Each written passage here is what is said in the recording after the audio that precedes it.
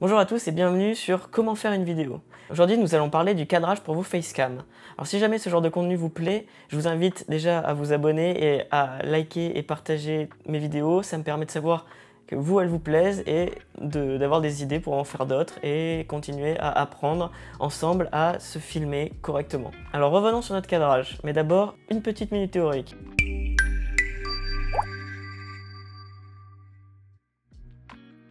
Alors dans cette petite minute théorique que vous aimez tant, je vais vous expliquer quels sont les types de plans et le principe de la grille. Alors il faut savoir qu'il y a énormément de types de plans dans tout ce qui est cinéma, vidéo, mais ici on va voir juste ceux qui sont le plus importants et que vous utiliserez sûrement le plus souvent. Le plan taille, le gros plan et le très gros plan. Alors selon l'émotion que vous voulez donner pour votre interview, vous allez plutôt vous mettre en plan taille ou en gros plan.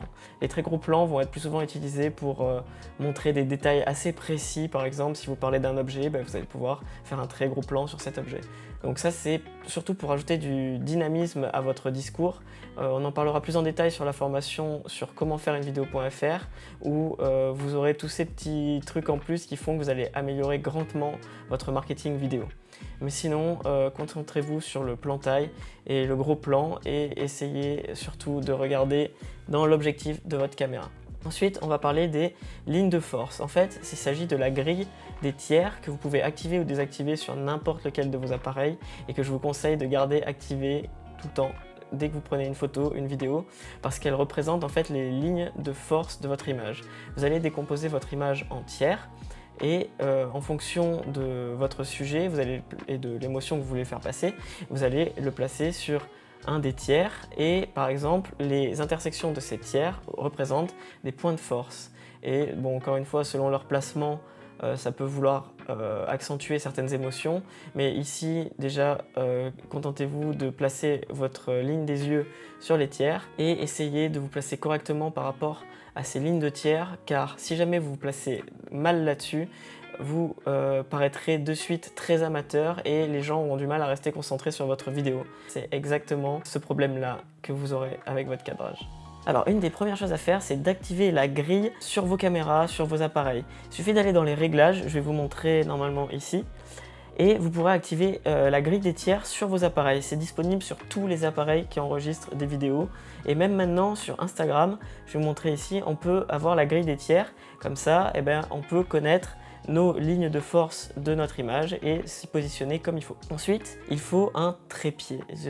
Vraiment, si vous filmez, à moins que ce soit pour du vlog, quelque chose de rapide, c'est toujours mieux si vous avez un trépied. Le trépied, c'est la stabilité, c'est vous posez votre téléphone, il ne bouge pas et comme ça, vous pouvez bien vous placer, bien gérer votre éclairage sur votre image et grâce à ça, vous aurez un super cadrage. Donc, placez-vous sur votre ligne des tiers, les yeux au niveau de la ligne ici, évitez d'être trop haut, trop bas.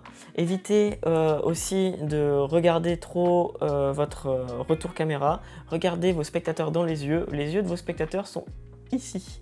Donc en fait, quand vous regardez votre objectif, vous regardez bien votre objectif et ça va maintenir le contact avec vos spectateurs, plus que si vous regardez à côté ou si vous lisez à côté vos notes. Ça va briser ce contact avec le spectateur et il sera sûrement moins attentif. Alors c'est quelque chose qui est un peu inconscient, mais il faut garder le contact avec les yeux le plus possible pour garder l'attention, comme dans la vraie vie, si quelqu'un vous parle et qu'il vous regarde à côté, et généralement c'est un peu bizarre, on ne se sent pas forcément à l'aise.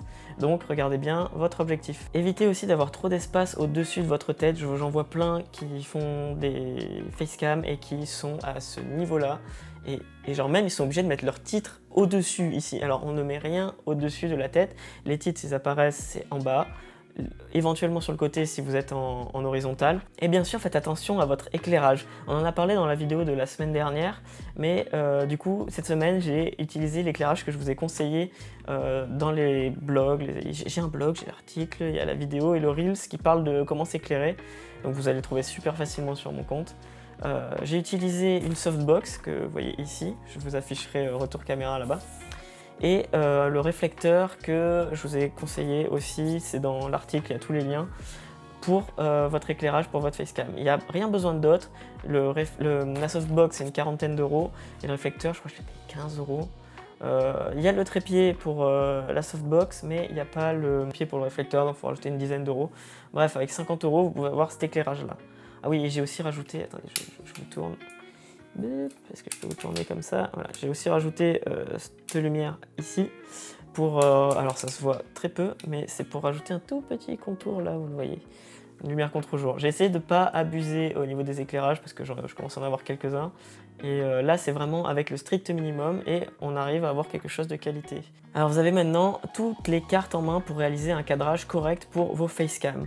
Avec l'éclairage qu'on a vu la semaine dernière et aujourd'hui avec les règles des tiers et des plans, vous allez pouvoir faire des vidéos extraordinaires pour votre entreprise, pour promouvoir vos produits, pour parler de vous, pour parler de votre entreprise, et ce en ayant une qualité au maximum. Il y aura encore pas mal de tips que je pourrais vous dire là-dessus, mais tout ça sera bien sûr disponible dans la formation qu'il y a sur mon site commentfaireUnevideo.fr que vous pouvez retrouver.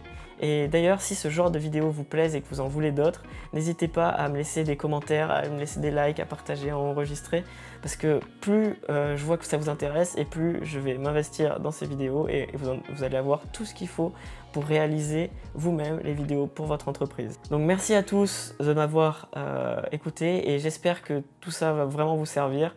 Donc je vous dis à la prochaine et laissez-moi en commentaire si vous avez des problèmes, comme ça j'y répondrai dans les autres vidéos. Merci à tous et à la prochaine.